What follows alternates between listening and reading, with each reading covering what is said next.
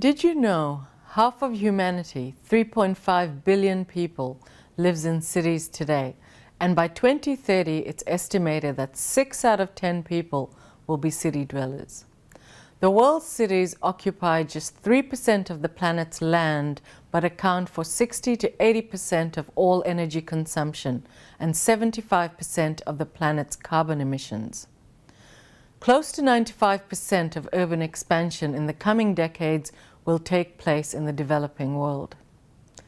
Rapid urbanization is exerting pressure on fresh water supplies, sewage, the living environment, and public health. Our rapidly growing urban world is experiencing congestion, a lack of basic services, a shortage of adequate housing, and declining infrastructure. 30% of the world's urban population lives in slums, and in sub-Saharan Africa, over half of all city dwellers are slum dwellers.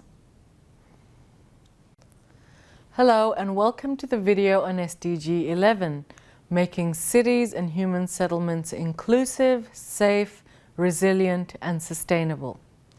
While SDG 11 refers to human settlements, increased urbanization and the importance of cities continues to grow, as we saw in the introduction. So why are cities important? They are important as they provide the density, interaction, and networks that makes us more creative and productive. They are also the key social and economic organizing units of our time, bringing together people, jobs, and all the inputs required for economic growth. In this video, you will first be given a broad overview of SDG 11 and its associated targets. We will then delve into two key areas. Firstly, the growth and rollout of the smart city concept, and secondly, the importance of systems thinking in achieving SDG 11. It's clear from the introduction that planning and developing solutions to complex urbanization challenges requires the commitment and action on the part of a number of stakeholders.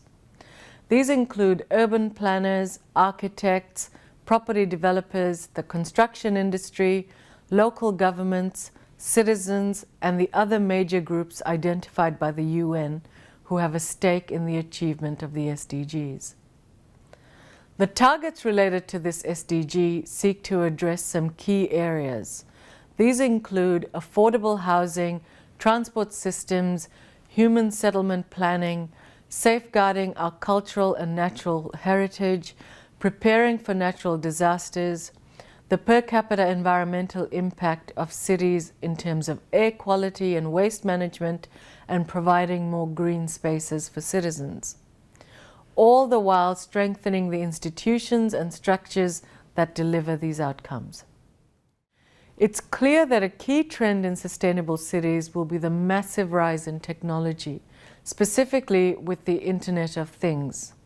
In the future, everything in a city, from the electricity grid to the sewer pipes to roads, buildings, and vehicles, will be connected to the network. Governments and researchers since the 1990s have been using the term smart cities because it could help certain cities to distinguish and promote themselves as innovative. A smart city is an urban area that uses different types of electronic data collection sensors to supply information which is used to manage assets and resources efficiently. Examples of smart city initiatives include the city of Barcelona, where a new bus network based on data analysis of the most common traffic flows and the integration of multiple smart city technologies allows buses to run routes with the most green lights. In Stockholm, the Green IT program seeks to reduce environmental impact through IT functions such as energy-efficient buildings, thus minimizing heating costs, traffic monitoring, thus minimizing the time spent on the road, and development of e-services which minimize paper usage. An alternative use of smart city technology can be found in Santa Cruz, California, where local authorities analyze historical crime data in order to predict police requirements and maximize police presence where it's required. It's important to remember that the challenge of sustainable cities is not simply about developing new technological solutions to long-standing problems. Rather, the success in this sphere will be achieved only by balancing the demands of social and economic development with careful environmental management and innovative urban governance.